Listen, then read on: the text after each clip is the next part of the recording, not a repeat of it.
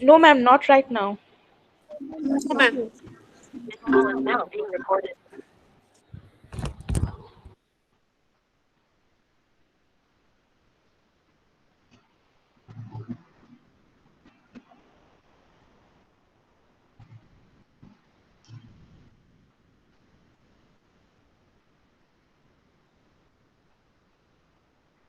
Now is it visible?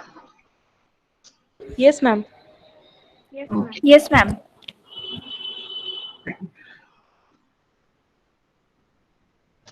So here I would like to give you a very brief idea since it's a just an hour lecture. So I would give you a brief idea about what we mean by the ethnographic approach and the techniques of conducting and writing ethnographic research. Am I audible? Can you hear me? Yes, ma'am. Yes, ma'am. Yes, ma'am. Yes, ma'am. Yes, ma'am.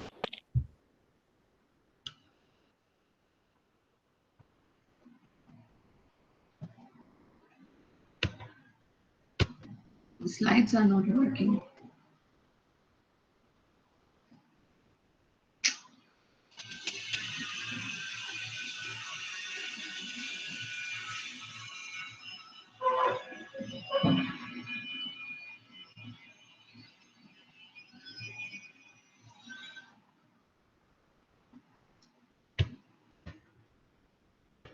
Yeah. So the points that I would be discussing is what is ethnography? What are the historical roots of ethnography, the key features of ethnographic research, the forms of ethnography, then the methods by which we collect the ethnographic data, then the stages, as there are distinct stages as how to collect the ethnography data. Now, there are also challenges of doing ethnography research project or something, or disadvantages of conducting ethnographic research. So these are the points that I would like to discuss. Okay, so what is ethnography? So when we actually talk about ethnography, the definition of the term ethnography has always been a subject of controversy. Like for some, it refers to a philosophical paradigm, and for some, it designates a method. So here, what I'm trying to say is that for some, it is the methodology, and for some scholars, it's the method. So understanding, the difference between methodology and method is of paramount importance in when we actually talk about research. So methodology, what is methodology?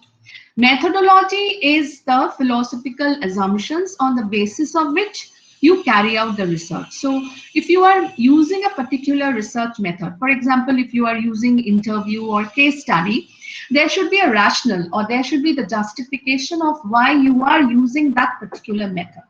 So methodology, it speaks about this justification. It speaks about the justification or the rationale of a particular research method. So in general, methodology is a research strategy that outlines the way in which the research is to be undertaken, right? And what is method? Method, they are simply the techniques or the tools by which the researcher, they are collecting the data. So when we talk about ethnography, ethnography as a particular research approach which is opposed to a particular research method addresses a central interest in knowing about the culture. So the culture, knowing about the culture is the central interest of the ethnographer. The predominant methodological paradigm of ethnography is qualitative. It is qualitative. So the term ethnography, it comes from the Greek word ethnos, which means people, and graphy, which means to write. So what is ethnography? As you can see in the slide, ethnography is the art and science used to describe a group or culture. Ethnographic research takes a cultural lens to the study of people's lives within their communities, right? So what is ethnography? Ethnography is the study of social interaction, behaviors, and perceptions that occur within groups, within teams, organization, and communities in naturally occurring settings or fields which are collected through field work. So this is the general definition of ethnography. Now, if we consider the historical roots of ethnography, is it visible? The historical roots of ethnography? Yes, ma'am. Yes. Please, Yes, can Yes, ma'am. can you please put it on the slideshow mode, please?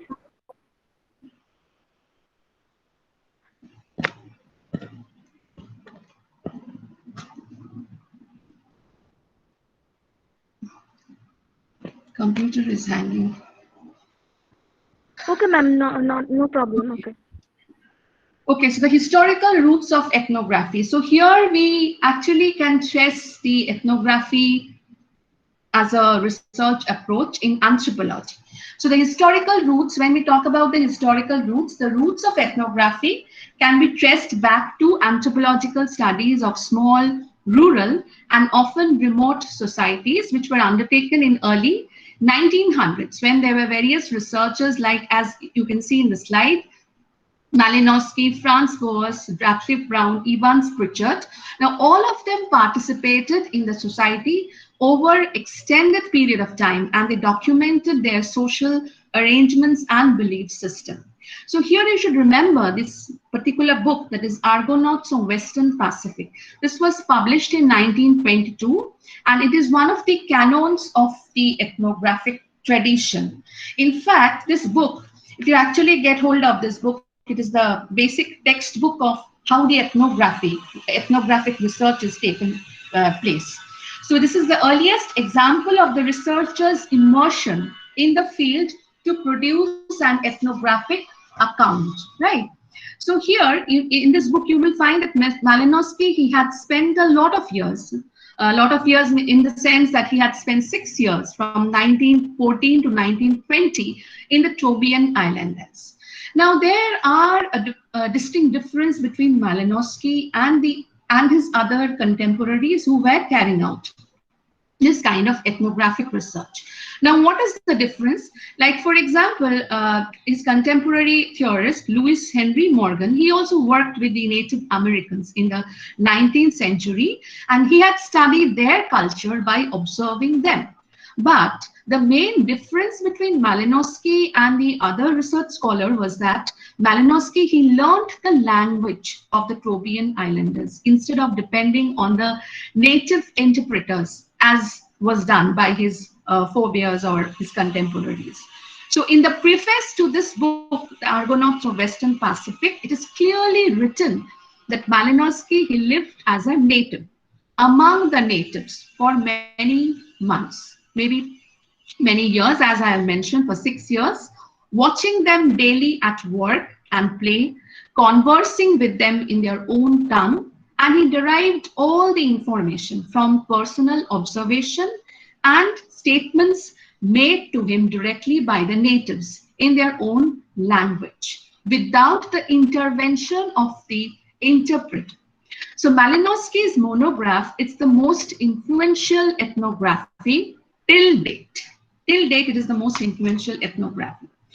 But when we actually compare, or when we actually look into how the nature of ethnography has changed or has evolved over the years, we find that in the present context, the choice of field is not restricted to the primitive society, as I have discussed, that in classical ethnography, you find that choice of field is confined to the primitive society, the tribe, to the village. But in the present context, what you find is that the choice of field is not restricted to the primitive society, to the tribe or village. And another thing that is very important, that today ethnography is no longer confined to anthropology. In fact, you find ethnography is used in varied other disciplines like sociology, education, healthcare, sciences. And this approach, it was also adopted by members of the Chicago School of Sociology. For example, Robert Park, Louis Wirth, and they tried to apply this ethnographic research to study a variety of contemporary urban problems, like the problems which are very much ingrained in the urban setting. For instance, homelessness, immigration, which is linked to the urbanization of Chicago. So you find that it's no longer confined to that of anthropology today. Various disciplines are also using this ethnographic research. And currently you also find that field sites of ethnography, it can be anywhere. But in anthropology, we find that the field sites of ethnography, there has to be distinctly remote societies or remote settings. But currently you find that field sites of ethnography can be anywhere, including the familiar settings, right? But in whatever respect the ethnographic research takes place, the main aim of the ethnographer, however, remains the same. What is the main aim? That is to observe and to analyze how the people, they are interacting with each other and ultimately with the environment in order to understand the culture. So the central aim of ethnography is to provide rich, holistic insight, that is comprehensive insights into people's views, actions, experiences, as well as the nature of the location. It's very important, nature of the location, that is the sights, sounds of the location they are inhabiting. And this is collected through detailed observation and interviews. So these are the primary methods that are used by the ethnographers. So the emphasis here means emphasis in this kind of work, in this kind of ethnographic research, is on discovery. It is on exploration rather than on hypothesis testing.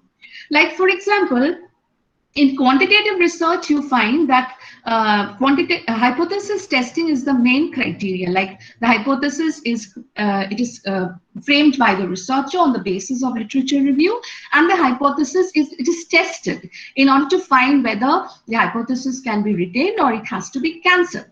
But unlike the quantitative research, you find in the qualitative research, in particular the ethnography, the emphasis is on discovery, it is on exploration. It is not on hypothesis testing, which is the distinct character of the quantitative research. So as Hammersley states, that the task of ethnographer is to document the culture, perspectives, and practices of the people in these settings. So the aim of the ethnographer is to get inside the way each group of people sees the world. So what are the central tools? That's the second question, or the most important question that arises is, what are the central tools of knowing the ethnographic research? Now the tools are two. That is, one is the field and the other is the field worker. So field is where the researcher, he is recording the observation, he is learning from close contact or close engagement with people with whom he is studying with, on the people who are being studied from a certain context over a considerable period of time. And the other is the researcher himself, whose presence and interaction with others create knowledge about the culture. So the field and field worker, they act as the source of knowledge. Is it clear? Now, when we talk about next slide, that is key feature, where you can find what the slide, that is the key features of ethnographic research. First is that people's behavior is studied in naturalistic settings rather than unnatural circumstance created by the researcher. So as I have mentioned, that people's behavior is studied in the natural settings. It is not in the unnatural or the experimental circumstance that the researcher creates, which is otherwise done when we actually do the quantitative kind of research. Second, it is personalized. Why? Because the researcher, he is both the observer and he is both the participant in the lives of the people who are being studied. Third, ethnography is the study of cultural system from the inside with an emic perspective. Now, what is this emic perspective? In anthropology, actually, you find there are two perspectives, that is emic and etic. And both this perspective refers to how the field work is being, field research is being done. So emic perspective is natives' point of view. That is, you are knowing the culture from their point of view, from their perspective. So emic perspective is natives' point of view of a specific culture. And etic is outside. That is, from the perspective of the observer. Maybe if I'm a researcher, then ethic would be how I observe, how I observe. But emic is the native's point of view. So if we consider the ethnographic work, you find there is a strong emphasis on the emic perspective. This means that they try to look at the culture from the insider's point of view, from the insider's perspective. They try to understand how the people actually ascribe meanings to their social action. So here it is very important that you get to know a very important concept, that is ethnographers, they develop an empathic understanding. Now, what is this empathic? Do you have any do you have any idea of what is empathic understanding? Any response? Hello? Hello? Hello? Am I audible? Yes, ma'am. Yes, What ma'am. happens, problems? Why are you not responding? But it will be easier for me to Hello, ma'am. interact. Otherwise, So that Hello, ma'am. whether studies or I not. would request you to please interact with me. Otherwise, how can I proceed without the interaction? Okay. Ma'am, So you're empathy understanding is the emotional, emotionally attachment with the observers and the researchers, with the observed. no, actually, it's you are near close to it, but there is a difference between sympathy and empathy, right? What is empathy is the ability to feel with the participants, as opposed to feeling for participants. So you are feeling like the participants, you are feeling with them rather than you are feeling for them. So it is the ability to understand feelings, thoughts, ideas, experiences by viewing them from their perspective. So you are placing them in their shoes in order to understand, or in order to understand the feelings, the experiences that they are going through. So ethnographer developed this particular quality, that is empathic understanding. Then you can find a strong emphasis on exploring the nature of a particular social phenomena rather than setting out to test hypotheses about it, which I already have mentioned, that the main aim of the ethnographer is to explore the nature of a particular social phenomena. Next is the data. They are collected by varied techniques, but primarily by means of observation, interview, informal conversation, and there is another technique that the ethnographer use, but it is not used to that extent of these methods, as archival research. So these are the particular methods that are used by the ethnographer. First is observation, interview, informal conversation, and archival research. Next, you can find there's a tendency to work primarily with unstructured data. Now, when I say unstructured data, it does not mean that the research is unsystematic, but that it does not involve a detailed plan, which is set up at the beginning. Nor are the categories which are used for interpreting what the people are saying are pre-given or fixed. Instead, they are generated out of the analysis of the data. So there is a tendency, or the ethnographers, they work with unstructured data. Here in ethnography, you also find that a small number of cases, and perhaps in some cases you will find just one case is being examined. It's not the huge number of cases that you find in the survey research. So that is the distinction between a quantitative research like survey and a qualitative research like ethnography. Next is the data analysis is interpretive. Now, when I say the data analysis, now there are three aspects of data analysis, that is description, explanation, and interpretation. Now, as the term description, what is description? Description is describing the data. So here the data, they are treated as fact. Explanation refers to the process of examining relationship. So you are here trying to find out the factors and linkages across the data points. And finally, the interpretation, that is how you interpret, how you build an understanding or explanation of the data that actually goes beyond the data point. So when you actually consider this ethnographic kind of research, the data analysis is interpretative. That takes the form of verbal description and explanation with quantification and statistical analysis playing an insignificant role, a subordinate role. So here it is interpretative, taking the form of verbal description and explanation. And then the last feature that is very important, that the process of writing field note. It is a unique feature of ethnography that connects the data collection and analysis. Now, when you are collecting the data as an ethnographer, field notes, they provide space for jotting down observation, for jotting down stories, descriptions, interpretations that you observe during this participant observation. So it is important that all these observations, descriptions, and interpretations, they are clearly indicated through writing field notes, because the field notes, they become a record and a data point during the data analysis and writing. So writing ethnography, it's a very important part of ethnography. So these are the key features.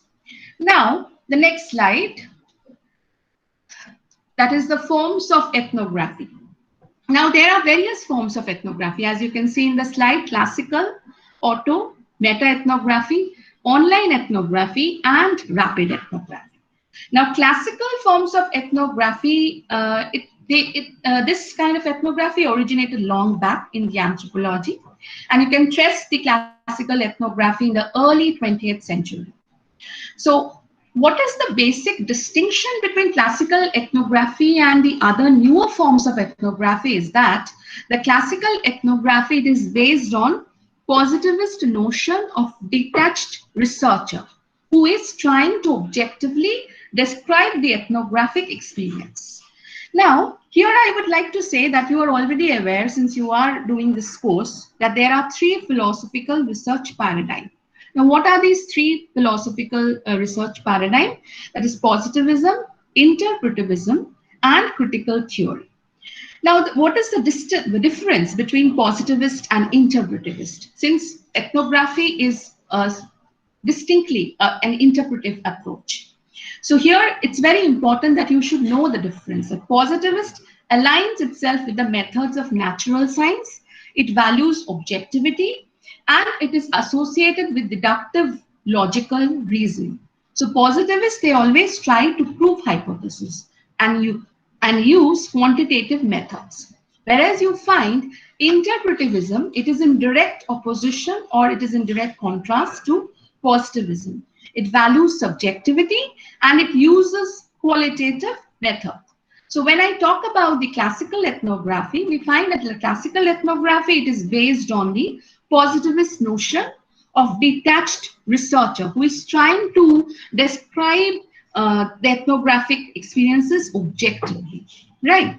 But in the present circumstance, you find that this kind of approach means the classical ethnography is no longer accepted. Why? Because it fails to acknowledge the ethnographer and the relation he builds with the individuals engaged in their work. So this is very ancient or very earliest form of ethnography, that is classical ethnography. Next is autoethnography. Now, what is this autoethnography? Autoethnography is where the researcher's own thoughts and perspectives from their social interaction form the central element of the study. So autoethnography embraces the self as a narrator and part of the story, and autoethnography accounts move towards an autobiographic narrative style of writing. Next, when we talk about meta-ethnography is where the qualitative research texts, they are analyzed and they are synthesized to create new insights, new knowledge, or new themes. This is meta-ethnography. Next is online or virtual ethnography. Now, online, as you know, that internet is being used to gather and analyze data such as online text, online journals, interviews, discussion with interactive chat rooms, forums, virtual communities. So in many respects, it is found that this form of ethnography, that is online ethnography, they maintain the traditional approach of generating thick description. I will talk about this thick description in my slides later on. So thick description, you should note that ethnographic research is based on thick description. That is how the researcher as the ethnographer carry out their ethnographic kind of work. And then is the rapid ethnography. Now this sounds strange, rapid ethnography, because so far I have said that ethnography, it takes a long period of time where the researcher or the ethnographer, he is supposed to live with the natives for a considerable larger period of time. So how come this rapid ethnography comes about? Now, this is the newer form of ethnography, that is rapid ethnography, and this is an approach where you can find fieldwork is written in a very short and well-defined timeline. So in the rapid ethnography, you find the time period for field work is limited to a few weeks or 2 months. And the approach of rapid ethnography dictates that the ethnographers enter the field with a more well-defined and narrow research question. So therefore, the production of rapid ethnography usually do not take the form of monographs. Right, this is the distinction. The production of classical ethnography usually take the form of monographs, but the production of rapid ethnography do not take the form of monographs. Instead, short reports are produced, which does not provide a thick description, right? Which does not provide a thick description in the traditional sense. So this is a very new kind of ethnography that absolutely contradicts or absolutely is opposite to that of the classical ethnography. Now, next slide, where you can find the requisites of ethnographic field work. Now, what you actually require, or what does the ethnographer require? First is the long period of stay in the field. It is the requisite of ethnographic research because he is studying the culture. So the culture of the people in all its aspect has to be observed, and it has to be documented according to this position. Second is linguistic proficiency. So learning the language of the culture is often thought a central prerequisite for ethnographic fieldwork.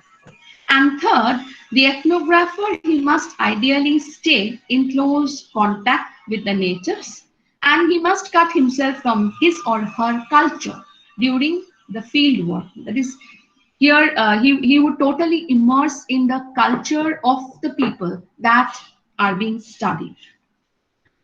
Now, this is the most important slide, that is how the ethnographers collect data. As I have mentioned, there are 4 methods: participant observation, in-depth interview, informal conversation, and archival research. Now, when we talk about observation, that is participant observation, that is the fundamental method of ethnographic research. Now, what is participant observation is that the researcher, he is participating in the lives of the people, and at the same time, he is maintaining a professional distance because he is aware that he is a researcher. He is not a participant. He is acting like a participant. So this participant observation is combining the researcher's participation in the lives of the people. At the same time, the researcher, he is maintaining the professional distance. Now, when we talk about observation, what we mean by the term observation? What we mean by the term observation, any of you? Is it just a casual seeing or casual visualizing? Observation of the cultures or the for the collection of several information from the Purposive events. observation. Purposively following Purposive someone. observation. Yeah, it's Okay. a bit closer. Like you are observing and you have a purpose, right? But observation is, when I say observation in research, observation does not involve only just a casual seeing or a casual visualizing. It includes all the senses. All the senses are being involved in observing certain events or certain activities. So observation is the act of perceiving. It's the act of perceiving the activities and the interrelationships of people in the field setting. So observation is more than just a recording of data. When we observe, we are active. It's very important. When you observe, you are active. You are not passive collectors of data. You are not a tape recorder. You are not a video camera. They are passive collectors. But when you are observing, you are active. So your brains are engaged as well as your eyes and ears. And you are organizing the data. You are making sense of the data. So perception is thus a very important part of all human observation. Clear? So participant observation, it helps the researcher to understand the meaning of life from the insider's point of view, why you are remaining inevitably as an outsider, because you are a researcher. Now, it is not possible for a researcher to be present at all places at the same time and to cover all the nuances of the event. So he must choose those traits, or he must choose those events which is most important for his research, right? So this is very important. So here what you find is that participant observation, they are providing information of what is going on in the field, but to know about why and how of that thing, like why and how that particular thing is going on, you have to rely on other methods, like for instance, in-depth interview. So the participant observation at one hand, it provides a platform for initiating the interview. Participant listening, that is a very important part, that when you are participating, you are also a very good listener. So participant listening is a part of participant observation, in which the researcher, he consciously listened to the conversation among the local people. So when they talk, the seriousness, jokes, temperament, or ignorance in the talk, everything is observed without being part of the conversation. So the information which is collected from participant observation provides opportunity to reconstruct the social and cultural lives of the people being studied. And participant observation also fills the knowledge gap. Like for instance, you are getting some information from observing. At the same time, there are some information which you are not getting from observing. And for that, you are relying on some other method, that is maybe interview method. So here I'm trying to say that participant observation helps to fill the knowledge gap, which is otherwise normally hidden from the public gaze. So the participant observation, it also leads to framing new questions during the interview and to authenticate the responses. It provides the opportunity to uncover factors, important factors that are important for the comprehensive understanding of research problem. So this is the entire, though I have said in a very short manner what we actually mean by the term participant observation, or how the ethnographers use this particular method. Now, when we talk about in-depth interview, interviewing is the process of directing a conversation, that you are conversing with people. But the conversation do have a distinct purpose. So you are basically directing a conversation to collect information. So in-depth interview involves an intensive interview with an individual or a small number of respondents to explore their perspective on a specific idea or issue or situation. So it is described as a form of conversation, but with a purpose. So while participant observation gives you the information on action and behavior, interviews, they will help you to learn how people, they are reflecting on their behavior, on how they are reflecting on their circumstances, identities, and events. So this is very valuable in gaining an insider's perspective, or the native's point of view. Now, an important part of the interview is to establish trust, is to establish rapport with the participant. Now, the best way, as I mentioned, is to begin by being a good listener, which means that you are supposed to listen, you are supposed to hear much more than to talk. You should show genuine interest towards the participant, and you should do whatever that makes the other person feel comfortable. That should be your highest priority. So when conducting the interview, you should choose a setting where the participant he can relax, he can talk openly, but you should be very clear that the participant is aware that he is being interviewed and he overall understands the implications of being interviewed.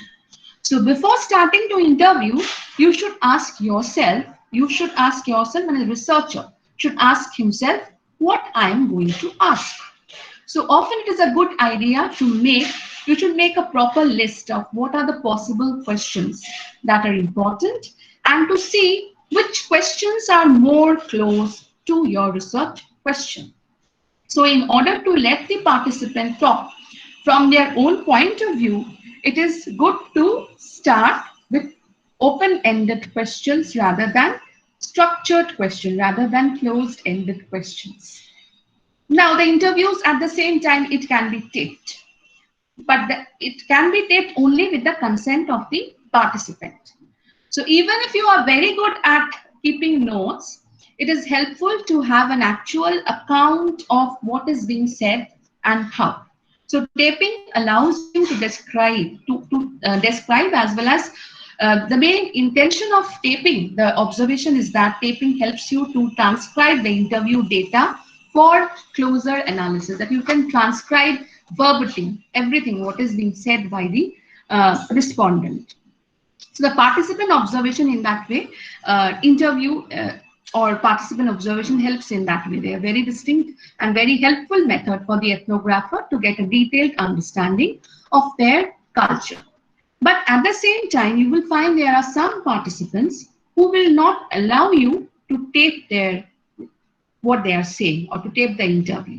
So in that case, the researcher or the ethnographer, he has to take enough time after the interview to write down more complete notes about what is being said. So the interview, it has to be taped. It should be kept in mind that interview has to be taped only with the consent of the participant, only with the consent of the respondent. And third technique or the third method that the ethnographer uses is the informal conversation. Now, unlike the previous two methods, where I have mentioned the participant observation and in-depth interview, informal conversation is not a proper method to collect data, but it is found to be a very important technique to collect data and to make sense of the data when a person is doing ethnography. Informal, as the name suggests, informal means that it is devoid of any framework.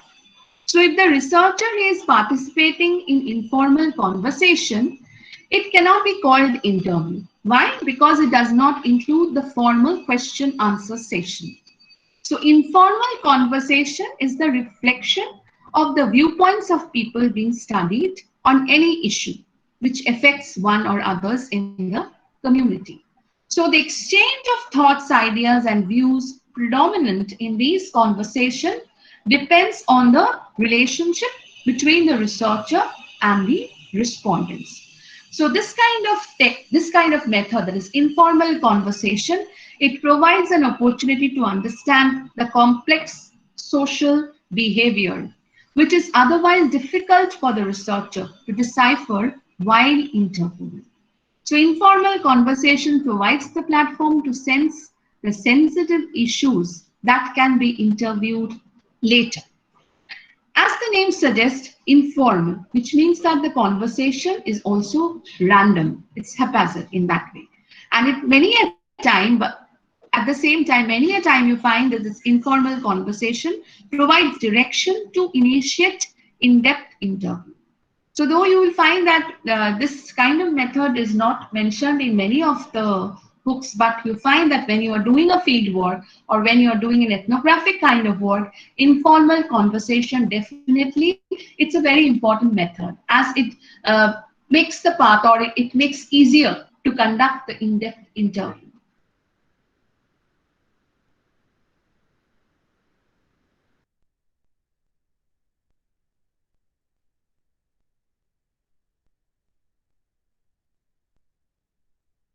Clear. Archival research. Now, what is the archival research? Research, right, in the form of personal diary, official reports, research publication, and open-ended responses in questionnaire and survey. So this is document analysis in that case. So document analysis can provide useful background information to the study while also providing insight into how the participants view themselves. I guess I have made it clear that what are the techniques or what are the methods that the ethnographers use. Is it clear? Any response? Yes, ma'am. Yes, ma'am. Ma'am, is it possible that more than one techniques can be used in the collecting data? Yeah, I'm coming to that. Okay. Yes, it's possible. It's very much possible. And I will. There's a concept that is used, that is triangulation, where the ethnographer is comparing and contrasting the data that is being collected from different methods, because the response that you are getting from the observation may not be the same response that you are getting from interview. So that is triangulation, which I will. There's a slide that I have made that I will be mentioning later. Okay. Okay, this is the sampling in ethnographic research. Now, what is sampling? Sampling, you know, it's a very important aspect. That is how that sample is being selected. In ethnography, you find that sampling of the research setting is an important component of data collection, which frames the overall methodology. So often in ethnographic kind of work, you find a single study site is selected, but multiple individuals' actions, activities embedded within the setting, they are selected to develop an insightful account of daily life. Right. So here participants or situations, they are sampled on, as I have mentioned, the second point, participants or situations, they are sampled on an opportunistic or purposive basis. You know that there are two types of sample, that is probability and non-probability. And in ethnographic kind of work or in qualitative kind of work, you find the non-probability sample is being used. So here, when the ethnographic research is being done, the respondents, they are chosen on the purposive basis, on the opportunistic basis in that way. So the participants or situations, they are sampled on the purposive basis. Now, what are the four different methods of non-probability sampling? Do you have any idea? What are the four different methods? Yes, please. Snowball sampling, quota sampling, purposive, and and convenient. Yes, convenient. Sampling. So these are the four non-probability sampling method, and when the ethnographer, he carries out his research, he actually selects the participants on the purposive basis. It depends on his judgment. That is, purposive sampling is also referred to as judgmental sampling. So both ethnography and participant observation, they have been claimed to represent an uniquely humanistic interpretive approach as opposed to positivist positions, which I have already mentioned. Now the next slide, that is, what is field work? Now field work, as I have mentioned, it is an essential component of ethnography. It's the source of the ethnographic knowledge. So when ethnography is used as a method, ethnography typically refers to the field work conducted by a single researcher who lives with and lives like. It is very important. You are living with and you are living like the natives, like the people who are being studied for a considerable longer period of time. So fieldwork is an essential attribute of ethnography. So the question that arises is, what is fieldwork? So fieldwork is a form of inquiry that requires a researcher to be immersed personally in the ongoing social activities of some individual or group carrying out the research. So as Malinowski has said, that ethnographers, they represent the local voices and natives' point of view. So ethnographers reflect the reality of the field. Now for the classical ethnographer, fieldwork, it means that the researcher, he has to totally immerse in the field. Immersion means it's a 24 hours per day, 7 days per week, and different seasons of the year that you are supposed to stay with the people you are studying for an extended period of time, right? So this is fieldwork. Fieldwork, how the fieldwork is visualized or how the fieldwork is conceived by the classical ethnography.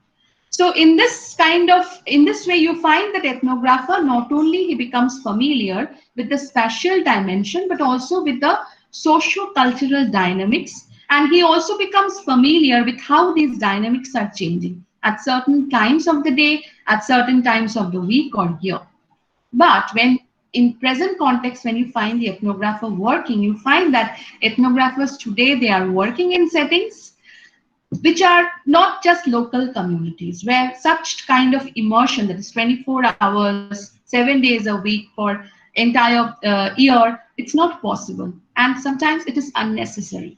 But at the same time, when I say it is unnecessary, I also mean to say that there is an importance of spending considerable time. So it is very important. The importance of spending considerable time is important because members who are being studied, in order to know their culture, you have to spend a lot of time with them. So the importance of spending considerable time when the members, those being studied, carry out the routines and activities relevant to the topic of study, it is still relevant. So in the present ethnographic work, you find that this importance of spending a lot of time with the people who are being studied, it is still relevant to the ethnographic perspective, regardless of the study setting, whether it is done in the familiar setting or the remote setting, or it is done in remote, or it is done in a very closed setting or an open setting, whatever in kind of setting. But the importance is there that you should spend a lot of time with the people in order to know their culture, in order to know their way of life, right? So next slide is inductive research. Now, do you have any idea about what is inductive and deductive research? Any of you? Yes, ma'am. Actually, can't explain in a well manner. Actually, when we induce something from a specific knowledge, when we induce something new, that is the inductive and ma'am, Okay. আপনি বলে দিন। এখানে আমি তোমাদের বলছি যে when you actually compare the quantitative and qualitative research, you find that quantitative research is deductive research, but the qualitative research is inductive research. Deduction money, you are deducing inference from particular to general, you're generalizing. But in a qualitative kind of research, if it's an ethnographic kind of work, you find that the research is inductive. So here you find that here what I'm trying to say is that the ethnographer, he's directly entering the field, he's collecting the data, he's learning from the data, he's trying to make sense of the data without any preconceived notion. He's going to the field. So here, if the ethnographer, he approaches a community with a set of predefined models, with a set of predefined conception, he will not be able to grasp the distinctive and contextual nature of it. So this is why ethnographers typically start their research with just a general interest, that I want to know about the community, I want to know about this group, about this type of social action. So this in general interest prompts them to start the work. Now the research problem is then refined, and sometimes it's changed as the work progresses. Similarly, theoretical ideas, they are also developed during the course of the research process. So these are regarded as the valuable outcomes of the research. So that is why it's saying that analysis of the ethnographic data tends to be undertaken in an inductive thematic manner. So here the data, they are examined to identify key themes or key issues that are emerging from the data. Now, through a careful analysis of the data using this inductive process, ethnographers generate tentative theoretical explanations from their empirical work. So it's very important that how the ethnographic research is based on this inductive thematic manner. Now the next slide, that is what is reflexibility. Now what is reflexibility? As I have mentioned, it refers to the self-reflection of one's background, values and history as it impacts how to view and report social phenomena. Here I'm trying to say that there are certain ethical issues that comes up. Why? Because the researcher, he is sharing a very close relationship with the people who are being studied. So self-reflection is the reflection is is how you are reflecting upon your background, your values and history, and how that is impacting on how you are viewing and reporting the social phenomena. So within research report, you find that reflexibility, it is presented in the form of the description of the ethnographer's ideas and experiences, and occupies the central element in this research. So here you find a distinct difference between classical ethnography and the contemporary ethnography. Because classical ethnography, as I said, it is based on positivist notion, where it is assumed that researcher, he could retain his objectivity while he is exploring a new culture. But whereas in reflexive ethnography, you find that role and the background of the researcher, or how the researcher is viewing his personal observation, is being included as an integral part of the ethnographic writing. So that is why I've created this slide, that is how the reflexibility is the central element of the ethnographic work. Now, when I was discussing, I talked about this concept, that is thick description. Now, what is this thick description? The ethnographers, they provide a detailed and thick description of the research setting and its participants, which is based on many hours of direct observation and interviews. So what is thick description? It involves a contextual understanding of the culture. So it involves describing the context and the meanings, how the people are ascribing meanings to their social action. It is not just description of observed action. So thick description, you find it's an ethnographic technique which is still predominant. And the approach of thick description in writing ethnography, it was popularized by the American anthropologist Clifford Geertz in 1970s, where this book was published, that is Interpretation of Cultures. So ethnographic work provides a detailed, thick description of the research setting and its participants. Now, this is triangulation. One of you have asked me about if the ethnographer, he can use multiple methods. Now, here comes the slide. So here, triangulation. What is triangulation? It's an analytical technique which is designed to compare and contrast different types of methods to help provide more comprehensive insights into the phenomenon under study. Right. So here you find that ethnographers, they are using multiple methods because the response that he is getting from observation is not the same as he is getting from interview or informal conversation or archival research. So he is triangulating. So ethnographers, they commonly triangulate, that is they compare and they contrast interview, observation methods, recordings, photographs to enhance their quality of work. So this technique is very important as what the people, how they view their work. Now, this kind of triangulation is important because it is often seen that human behavior contrasts their social action, actual behavior. So that is the main reason that prompts the ethnographer to use the response collected from different methods. So the triangulation, it helps to establish methodological rigor, that is methodological quality, and it also helps to synthesize the data. Since I have already mentioned that since the data that you receive from observation is different, the data that you receive from interview is different. So the triangulation enables the ethnographer to synthesize the data. Did I make it clear? Hello? Yes, ma'am. Yes, ma'am. Yes, ma'am. Okay, fine. Now, theory and ethnography. Now, as you know that theory is a very important part when we talk about research. So theory and ethnography, you find that ethnographic works can be classified as engaging with theory in three ways. Now, what are the three ways? Theoretical discovery, theoretical extension, and theoretical refinement. So when we talk about theoretical discovery, here we find that ethnographer generates new theoretical concepts or framework rather than linking theory from previous work. So actually what I'm trying to say is here is that in ethnographic kind of work, theory is developed from the analysis of the data.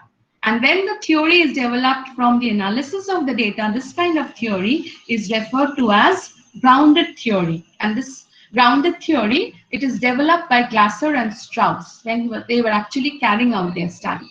So theoretical discovery is one way in which the ethnographic works, they engage with theory. Next is theoretical extension. This type of ethnography broadens the relevance of a particular theoretical concept, and it often examines the patterns that appear across varied context. And third is theoretical refinement. It's a refinement, you can say refine is modifying. So theoretical refinement is the modification of the existing theoretical perspective through the examination of data. So the ethnographers, they interact with theory in these three ways, that is theoretical discovery, theoretical extension, and theoretical refinement. I'm running short of time. Purvadi, will you allow me a few minutes? Yes, of course. Okay. Now, why choose ethnography? Why the ethnography method is chosen over other kinds of qualitative method? First is that the use of participant observation enables the ethnographer to immerse themselves in a setting that are normally hidden from the public gaze. Second is that the knowledge which is produced by the ethnographic fieldwork is very much different from the knowledge that you get from the archival research, since the knowledge that you get from the ethnographic fieldwork is the first-hand observation about culture. So you're not just relying on the textual material. Third is that it aims to generate holistic social accounts and can identify, explore, and link social phenomena which on the surface appears to have no connection or little connection with each other. And it is longitudinal in nature. Now here I would like to ask you a question. Do you know the difference about this cross-sectional and longitudinal kind of study? What is the difference between cross-sectional and longitudinal study? Any response?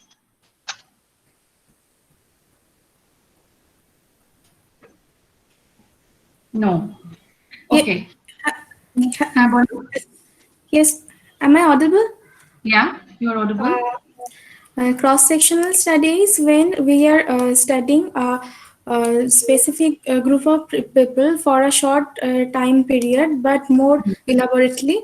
But longitudinal study is the time frame is higher than the cross-sectional study, and for a specific, it is also for a specific period time, but the time frame is very long. Okay. So the cross-sectional study is conducted at a given point in time. Like for example, survey. Surveys are more or less always cross-sectional. But when we talk about longitudinal study is conducted over the same sample for over the years. Now, the main intention of doing this kind of longitudinal study is to identify the trends, is to identify the pattern. So here the researcher, he is able to observe and he is able to record the changes over time, which is not possible when you are doing a cross-sectional kind of study like a survey. So that is the distinct difference between survey and qualitative research like ethnographic kind of work. Now, what are the stages in conducting?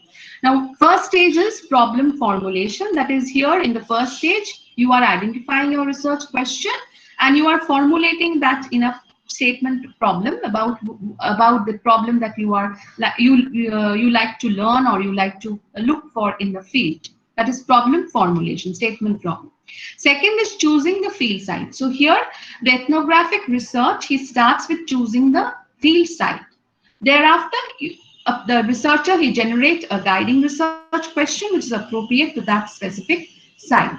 At the same time, it is also possible for the ethnographer to start with a theoretically derived research question, and he finds a site where the question can be applied, can be appropriate. So there are two possible ways. So this is the stage of deciding and knowing where to begin. The setting should permit clear observation. And it is also helpful to select a setting that you can readily fit in. But however, that does not mean that the setting has to be familiar with you. It can be intimate, it may not be familiar with you, but the thing is that you you should be very clear that you should readily fit in with that in that particular setting. So choosing the field site is very important. Third is, once the site is chosen, you need to negotiate access. Now, for example, if you just straight away go into the field and you say that you are a researcher, will anybody ask or will anybody give you response or answer to your question? No. So you have to gain access. You need to meet with the gatekeepers. You have to meet with the key informants and convince them about the relevance of your study so that you can get access to that setting. So this can be difficult if that setting is completely unknown to you. And in that case, you need to seek formal permission, which can be facilitated if there is a person in the setting who is known to you, right? Fourth is presenting oneself. So how you are presenting yourself, whether you are presenting, participating in the group as a volunteer or as a researcher. So you need to decide how will you present yourself. Because if you present yourself as a researcher, the question that arises is, will others accept you in their daily lives? So it's very important to build trust and rapport at the entry stage. It is primary that the ethnographers, they should follow. Fifth is gathering and recording information. Now, sometimes it is difficult to record and gather data at the same time. So what are the types of information that should be recorded? So if you cannot fully record your observation, in that case, what should you do? So it is always desirable for the ethnographer to carry a notepad where he can take the field notes. Sometimes there is no alternative but to wait and to record observation after leaving the setting. So observation should be recorded. Why? To minimize recall problems. So you're not able to recall all the time what you have seen. So observation should be recorded, but that should be recorded with the prior consent of the participant that I have already mentioned. Now, the initial observations focus on the general open-ended collection of materials, and this initial orientation process is important for providing a background for a more focused investigation. So it helps the researcher to gain a rapport with the participants. You can also rely on certain equipments like video camera, then audio recorders in order to record your observation. So according to, as I mentioned, Singleton and Straits in 2005 he has mentioned that there are certain elements that should be noted when you are writing the field notes. First is the running description. That is, this is the record of the day's observation, that what you see, actually the entire observation is being recorded. The objective is to record accurately what you observe. Second is the forgotten episodes. That is, there are accounts of previous episodes that you have forgotten. You have forgotten absolutely, but you are remembering it when you are in the field. That is forgotten episode. Third is the ideas and notes for further information use. So this refers to the spur of the moment ideas. That certain ideas crop up at that particular moment. So these are notes that you write to and for yourself. For example, how you plan for your future observation about the specific things or people that you will be looking for. Fourth is personal impression. That this refers to the recordings regarding the subjective reactions you had while working in the field. So this may provide clues to biases which might be influencing your observation. So there are other also there is also another important thing that should be. Hello, am I audible? Yes, ma'am. Yes, ma'am. Yes, ma'am.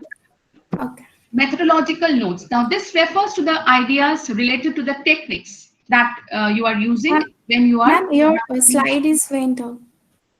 Oh, my slide went out. Okay. For example, the difficulties that the ethnographer is facing in collecting data and the biases that may be introduced. Pardon me, ma'am. Are you changing the slides? Actually, we are seeing the stages in conducting the ethnographic research. Yeah. This is the slide that I have. Okay. Stages in conducting ethnographic research, right? So finally, the last stage is writing ethnography. So ethnography also refers to the written product of the research. So the key focus of ethnography is upon the writing and reporting of the experiences from the field work. So they are also field data. Now, what should we do with all the data? Since the ethnographers, they are using multiple methods. So you can just realize that the data that they are getting is huge. So in that case, in some instances, you find that interpretation of the data becomes a challenging fact. So first you need to understand this data. So the process of understanding is inductive, it is interpretive, that once you get the data, you learn from the data. You learn to make sense of the data rather than starting with preconceived notions. So what you actually do with the data? First is coding for descriptive labels. That is, for instance, when we actually conduct a quantitative research, we always say that the responses that you get, it should be coded. But coding is also possible when you gather qualitative data. Now, how is coding possible? Like, for example, if you are getting responses which are similar, which are to some extent similar or close to each other, you can actually group them into one meaningful category. So in this way, all the similar responses can be grouped together in a meaningful category or in a meaningful group in that way. So here, the words, they must be grouped into meaningful categories or descriptive level, and that will help you to compare, contrast, and identify patterns. So coding is done to reduce the data to the manageable size. For example, once you start the coding process, it may be helpful to formulate basic domains. What are the basic domains? Like, for example, setting, the types of activities, events, relationship, and social structure. The next step is to identify the pattern or to develop themes from these groupings, and then how to connect the theory with the data. Existing literature is also reviewed, right? So in the slide, you can see the issues to watch for: reactivity, reliability, and validity. So these are the three important issues that need to be considered when you are doing the ethnographic kind of work. Now, what is reactivity? Reactivity is the degree to which your presence as the researcher will influence the behavior of others who are in the field. So you need to familiarize yourself with the lives of the others. You have to build trust. You have to build rapport with them. That may help to reduce the effect of reactivity. Second is reliability. That is the question of whether you are able to collect data that are internally and externally consistent. Now, the data, they are consistent when the researcher records behavior that are consistent over the period of time and in different social context. And the external consistency can be achieved by verifying or by cross-checking the data with other sources, like the data you get from the interview method and the data you get from the observation method. You can cross-check and you can see whether the data is reliable, right? So the ethnographic researchers also depend on what others tell. On what others tell them. So therefore, credibility on the source of information needs to be assessed. The information shared could be in the form of misinformation, it could be lies, omissions. So here the researcher, he should be very aware. He should be very, reliability will depend on the insight of the researcher, on his awareness, questions that he has from different angles and from different perspectives. And the third last issue that comes up is the validity. That is the confidence placed in the ability to collect and analyze the data accurately. Now, if the study is accepted and credible to others inside and outside the field site, it means that the study is valid. There is also another way where you can actually check, or where you can actually verify whether the study is valid. That is, you can check for member validation by taking the field results back to those under study to judge for accuracy from their perspective. That what you have written, is it acceptable or is it accurate as what they have said? Additionally, you should have competent insider performance, that is ability of the researcher as a non-member of the group, but you should be able to interact effectively as a member. Though you are non-member, but you develop the capacity to interact effectively as a member because you have developed trust, you have developed a very good relation with them over the course of time. And finally, the study, it should have pragmatic validity. That is, the study results and conclusion, it should have relevance beyond the study itself. So these are the very important issues that we watch for. Now, what are the challenges? First is you can find it's a very time-consuming method, labor-intensive, time-consuming method. Second is balancing the requirement of both participating and observation can be very difficult. So as you become more familiar with the setting and develop attachment, trust, rapport with those, you may be drawn into their lives more as a participant than as an observer. So when you become fully immersed in their culture, you actually risk changing the events when you observe. So you actually lose the sight that your role is a researcher. You are not a participant, you are an observer. So over identifying with them, with the group that you are studying might be a problem, might be a challenge. Third is the fieldwork lacks the level of structure and control found in laboratories. And if the researcher or if the ethnographer is not careful, his personal values, attitudes may lead to bias. So because of the rich volume of data that he has collected, he may also experience much difficulty in both data analysis and interpretation. And the ethnographic researcher, he should also be very equipped to handle situation, like for example, how to stay safe in unsafe settings, how to cope with personal stress and conflict in the field. So these negotiations at certain point of time can be very difficult. And finally, biases. Biases are considered to be one of the biggest deadlock on the reliability of the data, and that becomes very much important or very much visible when you are carrying out this kind of research because of the sympathized nature of the researcher, which is very common in ethnographic research, because the researcher, he starts seeing himself as a member of the community and starts claiming himself as part of them. So he claims himself to be a participant rather than an observer. So these are the challenges. And of course, the last slide. So I almost have covered up. That is ethical concerns in ethnographic research. Now, what are the ethical concerns? First is that the ethnographic research is very, which is considered to be very flexible. It provides subjectivity, and when it provides subjectivity, I mean to say that there is always a fear of losing the objectivity of the research.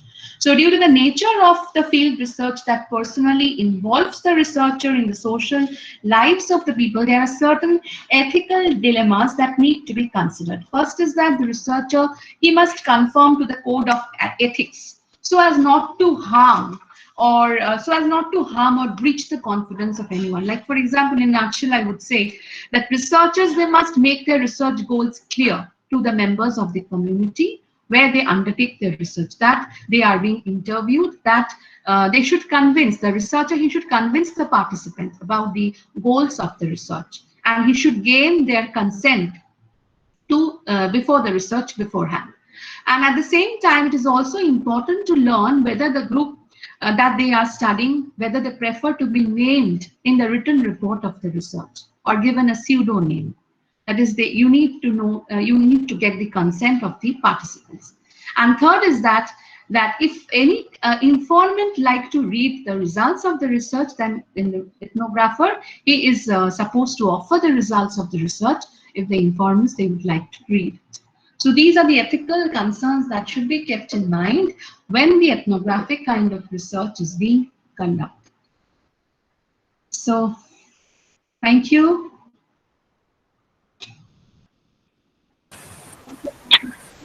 Thank you, Malarika. Any questions of the caller? Specific questions Yes, of the I caller? have a question. Ma'am, you said that the observer should act like the participants. Can you exemplify, please? Come again? You said that the observers should act like the participants. Can you give an example of it? No, when I say that observers, they should act as participants, but at the same time, you should be an observer. Like for example, if I'm doing an ethnography work, I know I'm very clear about it that I'm a researcher. I'm an ethnographer. My own intention is to collect data. But at the same time, I won't be able to collect the data if I go straight away to the field and ask them that I have come for the research and I am doing this research and I'm asking you certain questions. Why will they disclose, or why will they, there are certain information that they would share definitely, but there are certain information that they will hide from me. So in that case, I have to develop trust. I have to develop a rapport with them. I have to meet them regularly. I have to grow intimate with them. And then only they will feel familiar with me, and then I can become an observer as well as I can become a participant. Okay. Is it clear? Yes, ma'am. Clear. Any other questions? Thank you so much, Mallarika. It was such a nice lecture. Specifically, I was feeling that they had already had these sessions on questionnaire designing and mixed methodology, and your thing will give them definitely a definite perspective in whatever they are doing. Your presentation style was also very nice, and we hope to hear from you in future also, maybe when these online things will not be there and we could actually meet you in person.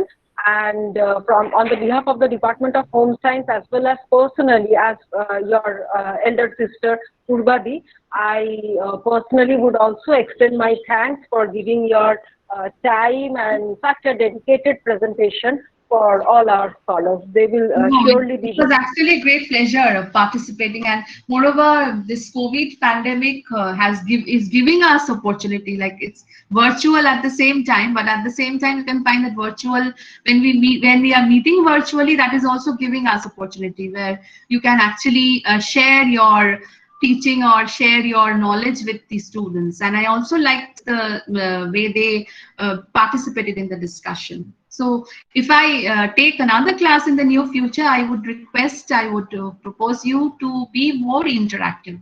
So if you're interactive in that sense, it will be easier for the teacher or who is giving the lecture to proceed or to make you understand or what he or she is trying to say. Exactly. So thank you, Mallarika. Thank you. Okay. Okay.